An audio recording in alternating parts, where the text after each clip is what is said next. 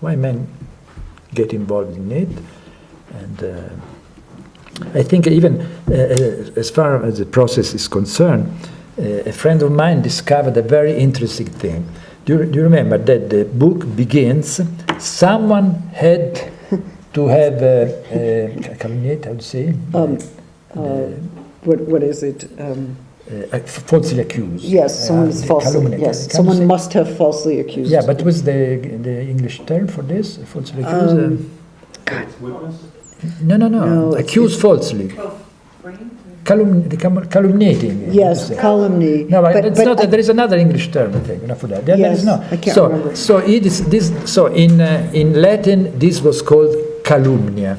Yes, written with calumny. Calumny. Yeah. So accusing, starting falsely a process.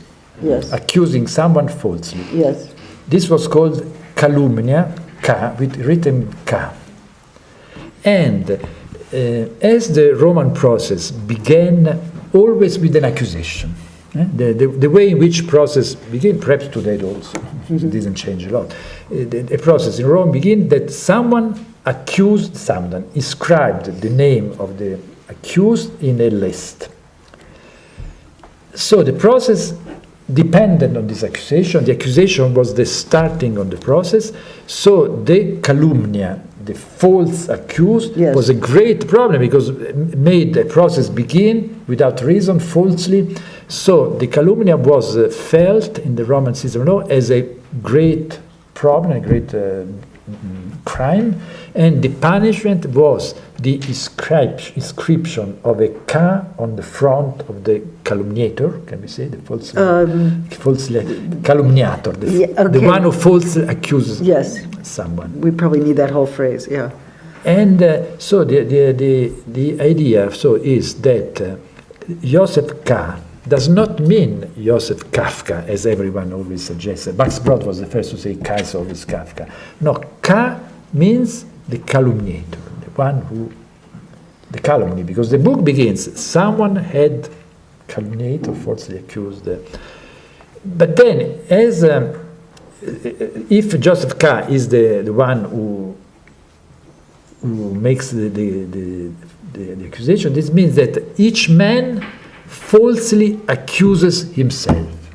I think that this was Kafka's idea. The law is grounded in the fact that each man calumniates himself. Yes. Well, and Joseph K. makes this all the time because goes there, seeks for the judge, seeks for the process. Yes. He's falsely. He has the K on the front. He has the K. Well, but the the other way of reading that, of course, is to suggest that one's own name, or even the trace of one's name, carries a kind of false accusation. In other words, that to be named is always to be named from. To be named is to be accused. Is to be accused, and it's also to carry some ineffable guilt from another place and time. So I'm thinking, for instance, when Arendt writes her introduction to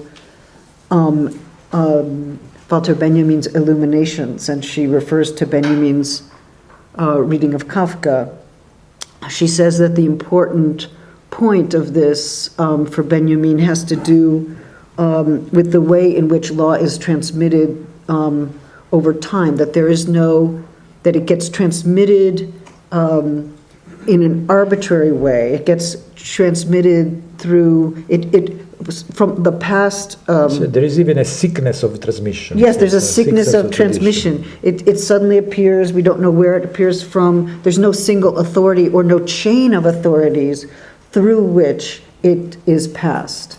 And Arendt actually likes this moment. Where the law kind of reemerges in flashes or in momentary upsurges that seem absurd, but which suggest that there are exoteric ways that the law is transmitted, that we can't find a single authority who can and does transmit the law. So I'm thinking here about that process of transmission and wondering whether some guilt from another time and place suddenly lands on his forehead, that he's carrying a tradition unconsciously or unknowingly, or it is carrying him or afflicting him in ways that we can't trace, right? So there's a process of transmission that is finally not traceable.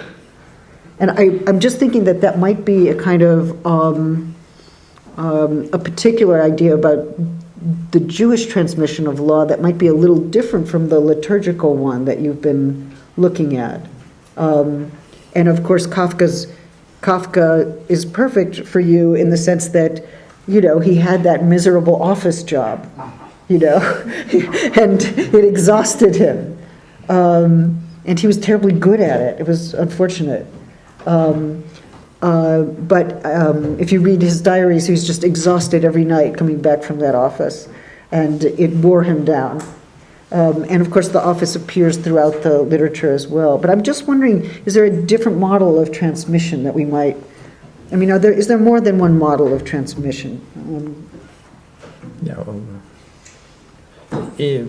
What Benjamin says with respect to Kafka in the essay is the position in which Kafka is that there is a transmission, but no more something to be transmitted. Yes. Remember, no? Yes. So, and this is Benjamin's diagnosis about our situation in a way. We have a tradition which transmits nothing. Yes. Which there is nothing to transmit. No? So the discussion about the law with the Scholem, it's what Scholem called this the 0 point of the law, where the law is there but has no content. So, it's, I think we are. I used to say that this would be a good description of our situation with respect to tradition. We have a tradition, but this tradition really does not tell us clearly as a tradition should do. There is nothing to be transmitted. And, but do you think there are different modes of transmission? Do you think, or do you presume that the Christian formulation of liturgy has actually, in some sense, totalized the field, that it's what's operating in all modes of transmission at this point? No, I think there are many. There are many. Okay. Many. I don't know which one are really effective today. Yeah. I don't think that we are going back to Benjamin's idea, I think that we are also in a situation of sickness of tradition. Yes. Where Benjamin's idea was that in Kafka, so to speak, the transmission rebelled against the thing to be transmitted. No? Yes. Remember, it takes these two concepts of Jewish tradition, halacha and agadah. Halacha is the law, agadah are the stories. Mm-hmm. The Talmud is made with the enunciation of law and the little stories. Yes. And it says that what in Kafka happens is that the agadah gives a punch. Revolts. Revolts. Revolts against the halakha. Halakha. Yeah. So, but in a certain way, the halakha is the thing to be transmitted, the law is the thing to be transmitted, and the agadah should be the way of the transmission, not the narration. And I think we are a little in this. We have a transmission, but nothing to be transmitted. Yes. I don't know if this is your idea. So we can open this up to other questions. I mean, I'm still interested in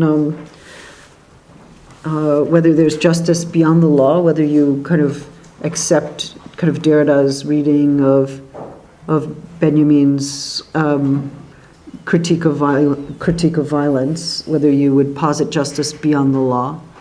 I mean, you've suggested to us that, whatever the extraordinary atrocity that Eichmann committed, it couldn't be adequately addressed by the law. At least I think that's what you're saying, that the law is a... The impression you got in the process was this. Yes, this was that was the there was massive incommensurability. Everything was inside the mystery of the process, and nothing could be outside.